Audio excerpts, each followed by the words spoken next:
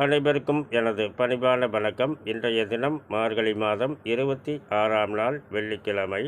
இன்றைய நல்ல நேரம் சுப காலை 6 மணி முதல் 9 மணி வரை, பிற்பகல் 1 மணி முதல் 1:30 வரை, மாலை 5 மணி முதல் 6 மணி வரை. இன்றைய சூலம் மேற்கு, பரிகாரம் வெள்ளம். திதி காலை 10:21 வரை, ஏகாதசி பின்பு இத்வாதசி. நட்சத்திரம் பிற்பகல் 1:46 வரை, கிருத்திகை பின்பு ரோகிணி.